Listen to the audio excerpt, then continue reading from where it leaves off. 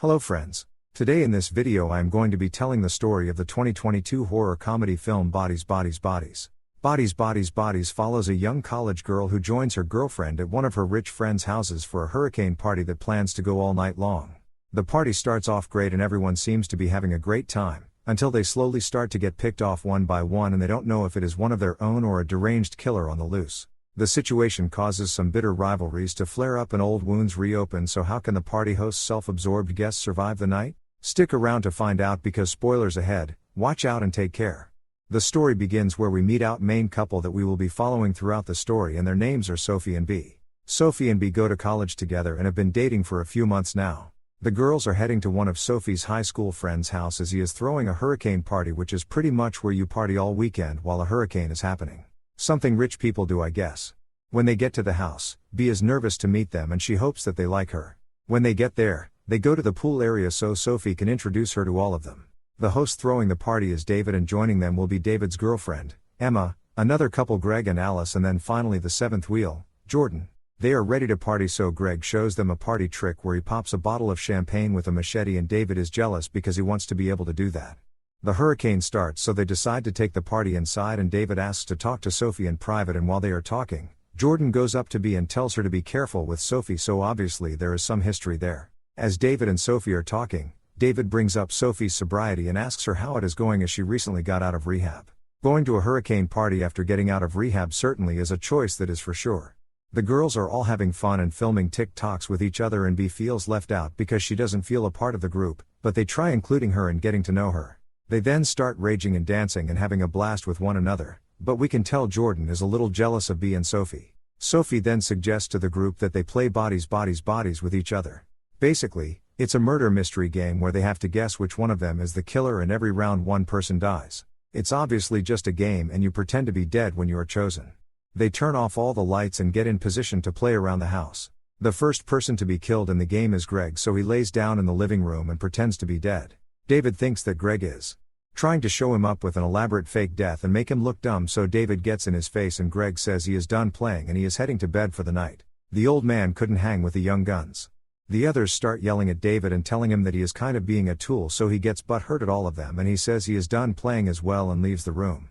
The girls sit down to continue playing the game, but then someone or the storm shuts off all of the power in the house and they think at first it is David messing with them. They start looking around for him, and then out of nowhere, David pounds on a window from the outside and his neck has been slashed completely open and he dies in their arms when they try helping him. They think that Greg has possibly killed David, so they all run to the car to drive away and escape, but in typical horror movie fashion, the car won't start. They go back inside to get out of the storm and Jordan goes to turn on the generator so they can get power again.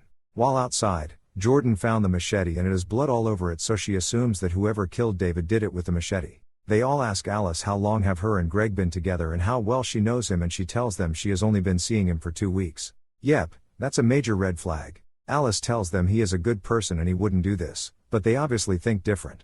They go in the room that they thought Greg was sleeping in and they don't find him in there, but they find a survival kit that has a bunch of knives and other tools inside of it. They then wonder where he could be and that they need to stick together just in case he is a madman on a hurricane killing spree.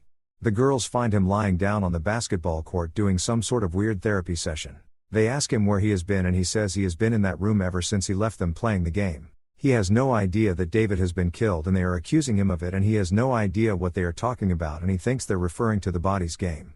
All of the girls then attack Greg thinking that he is a stone cold killer, and obviously they have the numbers advantage, and when he isn't paying attention to B, she gets behind him and hits him upside the head with a weight bell and kills him trying to protect the others.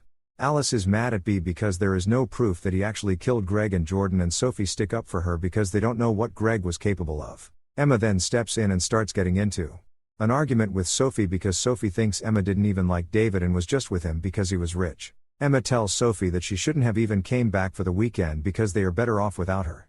Sophie is really upset, and the only thing she can think of to make her feel better is to do some blow, so she breaks her sobriety and has a little bit of powder ingested. Alice is walking around trying to get cleaned up and calm herself down, but then she stumbles upon Emma, who has been pushed down the stairs, it appears, and has died.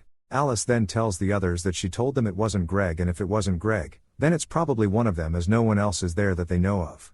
Alice then tells the others that the deaths are following the game Bodies Bodies Bodies, and she thinks one of them is playing the game for real, going around killing them. Jordan then accuses B of being the killer and they tell her that they googled her name and they didn't find anyone with her name at Utah State where she supposedly went to college. Alice agrees with Jordan and they agree to throw her out of the house and lock her out so she can't get back in and kill anyone else, and Sophie does nothing to stop it as she believes B really might be the killer. B goes out to the car where she changes into some fresh clothes and goes back to the house to see if she can find another way in with the others. She finds a doggy door that she crawls through to get back in the garage and she grabs a hammer to defend herself with. She walks into the room with the others and she accuses Jordan of being the killer because she is jealous that she isn't with Sophie anymore and this is her way of winning her back. Jordan then pulls out a gun and points at Sophie, complaining about how she helped her when she was down and overdosed multiple times, so they made sure her parents got her help and sent her to rehab, but the second she got out, she upped and left town to get away from them, and this broke Jordan's heart. Then she brought B back to meet them and replaced Jordan just like that.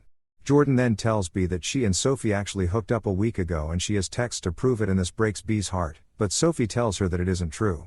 Alice then starts asking if that is true and how messed up that is, and Jordan angrily shoots Alice in the leg. The girls then try taking the gun away from Jordan before she kills them all and it accidentally fires and the second bullet kills Alice. Sophie tries calming Jordan down and asking her to put the gun down before she really does something she regrets, and if she kills Sophie, how will they ever be together if she's dead? B from behind tries grabbing the gun out of Jordan's hand and the girls start fighting over the gun with each other, and B is able to shove Jordan over the edge of the stairs and she falls to the first floor. As she is laying there still with the gun, she tells B to check her texts and see that she is telling the truth. Jordan starts firing the last few bullets in the gun and B and Sophie run away and hide in a closet, hoping Jordan doesn't get back up and find them. B asks Sophie if she can be honest and if she killed Emma or any of the others, and Sophie assures B that she didn't, and B says she didn't either. Sophie also doesn't believe it was Jordan either because Jordan was by her side when they found Emma dead by the stairs, so it couldn't have been her.